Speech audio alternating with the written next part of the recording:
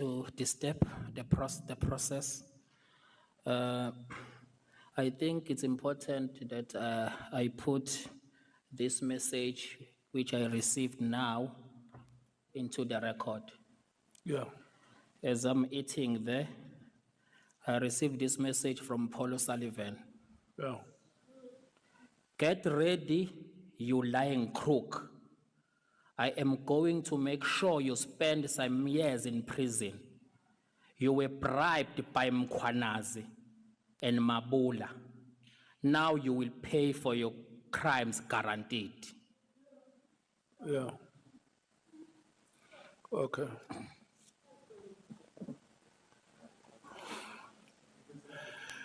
Honorable members, are you triggered?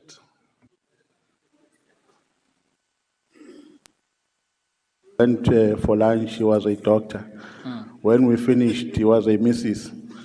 So it's very important that I capture your title accurately.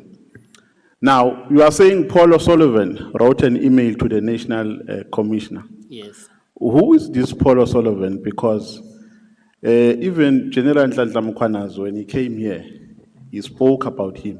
What is his interest in SAPS? Does he play any official role in SAPS?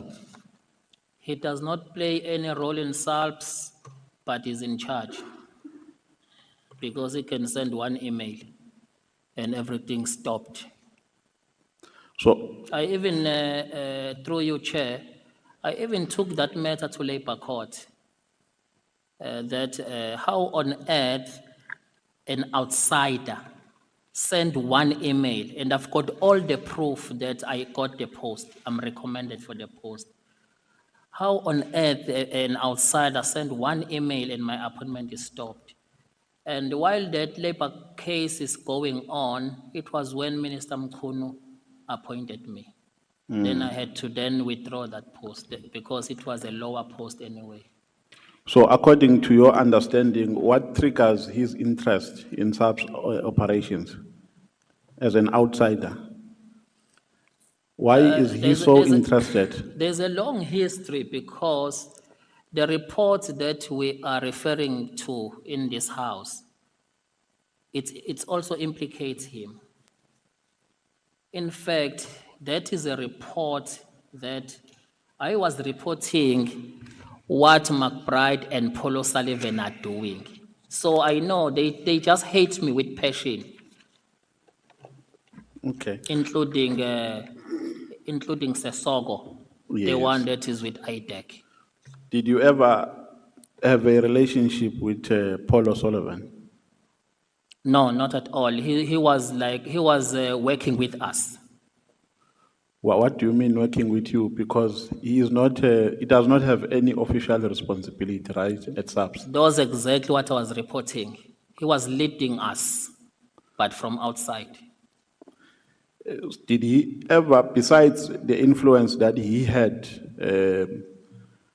on the position that you applied for, notwithstanding that, notwithstanding that influence, did he ever have any influence in SAPS? Did he ever influence anything, despite what you have mentioned? Not only in SAPS, he's running IPID, he's running SAPS, he's running NPA. You know what General Mkhwanazi is reporting about the state capture? This is a real state capture. Because even the docket, if the docket involves Paulo Sullivan, there are two dockets are there lying dust in the NPA. In fact, it was even removed from a black prosecutor. So did he ever, I'm trying to connect some dots. When we talk about this thing, I become very emotional what is happening between me and Mkhwanazi.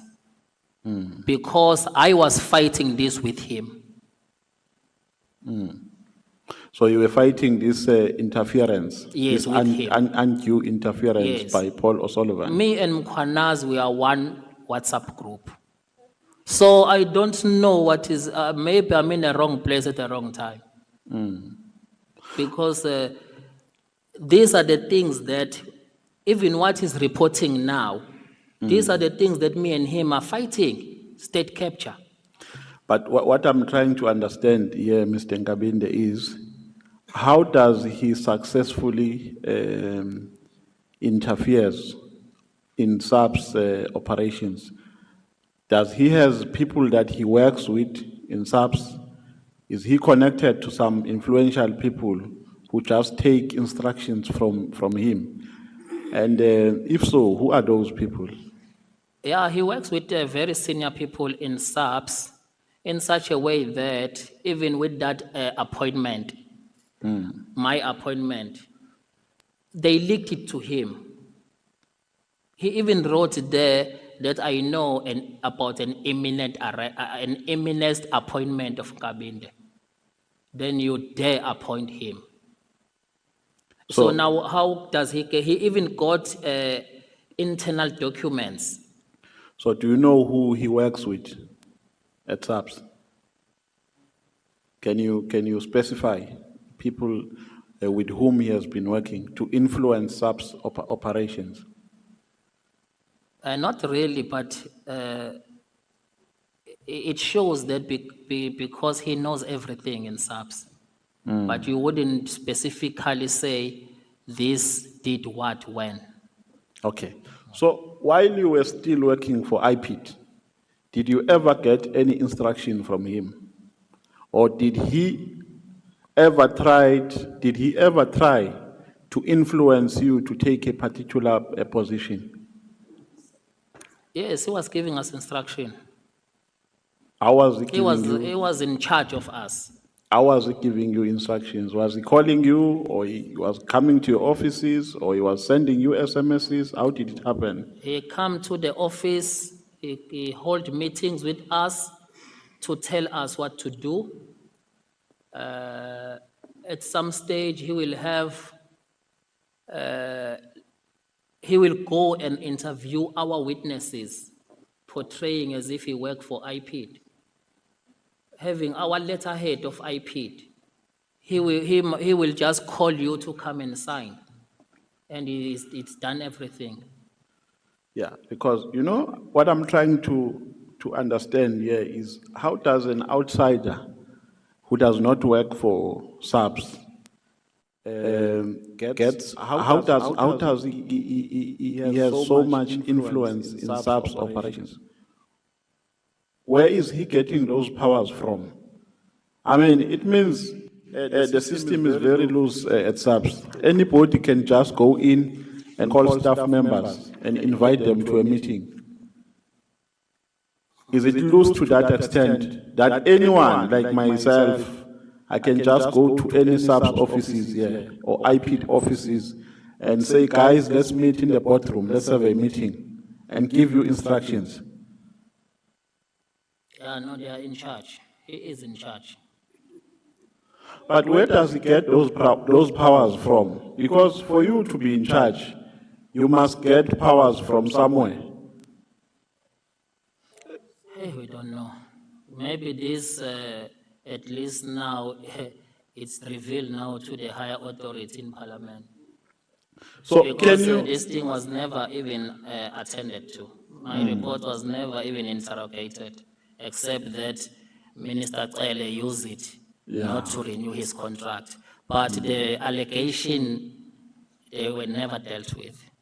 In fact, I'm the one who's suffering outside, that even when I've got an opportunity to get a job, Paul Sullivan will send one email to stop me. Now, it means even this appointment, I only got it because it was a hierarchy from a political office. He could not stop it. Yeah. So what you are saying here is that you were not appointed because of his influence Yes, one email. to the National Commissioner. Yes, So the National Commissioner acted in accordance with the instructions of Paul O'Sullivan. Yes. Okay.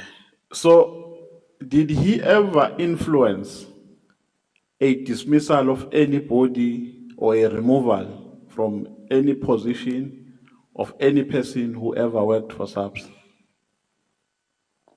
Yeah, that was the project that we were in, which is part of what I was reporting. The project was to make sure that General Pahlane does not get appointed as a permanent national commissioner. He was an acting national commissioner by then. No, wait. So, when you are saying it's a project that you were in, do you also involve yourself in that project? Hence, I reported it, yes.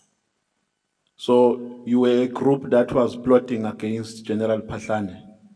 We were in that task team that were plotting with an instruction of McBride and Paulo Sullivan. So, how were you plotting? Were you holding physical meetings or? Physical meetings and how we're gonna do it. That's why I ended up reporting this. It was against my conscience, destroying people. Then Pahlane was then suspended. Motiba came in as an acting national commissioner. We go for him. So, tell me, why was Pahlane a target? The main